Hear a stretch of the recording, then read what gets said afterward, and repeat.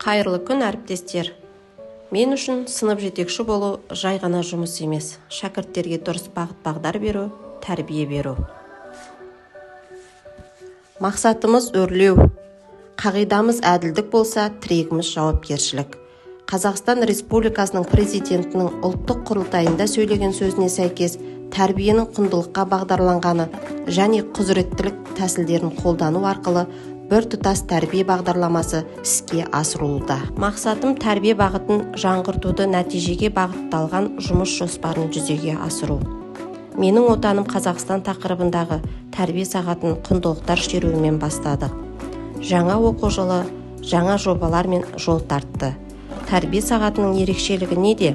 Ұлттық құндылықтарды дәріптеп, жасанды интеллект қолданылды. Отан неліктен отбасынан басталады?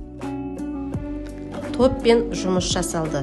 Оқушылар 1 минут әдісін пайдаланып, өз елін туристерге таныстыруды үйренді. Және де қиялдарына ерік беріп, сурет салып, оны қорғады. Оны қорғап болғаннан кейін жасанды интеллект арқылы алдын ала дайындалған суреттермен салыстырды. Сабағымыздың соңғы 10 минутында биылғы оқу жылына енгізілген қауіпсіздік сабақтары туралы әрдайым айтылады. Балаларды зорлық-зомбылықтан қорғау, суицидтің алдын алу және олардың құқықтары мен саламаттылығын қамтамасыз етудің 2023-2025 жылдарға арналған кешенді жоспары бекітілді. Қауіпсіздік сабақтарын оқыту нәтижесінде балалардың көшеде, аулада, мектептерде, қоршаған ортада жүріс-тұрыс қағидалары қалыптасады. Әр айдың басында апта-дайек сөздері ілініп, оқушыларға таныстырылады.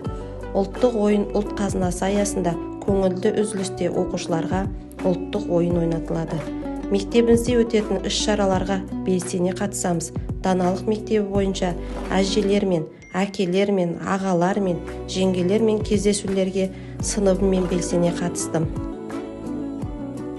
Үнемді тұтыну, өнегелі 15 минут бойынша да оқушыларым белсенді. Әр жұма ұлттық күнге орай ұлттық киіммен келеміз. Әлеуметтік жобалар бойынша шабыт, қамқор, смарт бала, балалар кітапханасы, еңбек адал жас өрен жобаларына да атсалысамыз.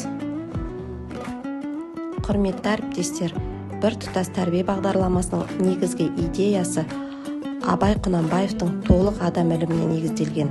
Біртұтас тәрбие бағдарламасын жүзеге асыруда толағай табыстар тілеймін.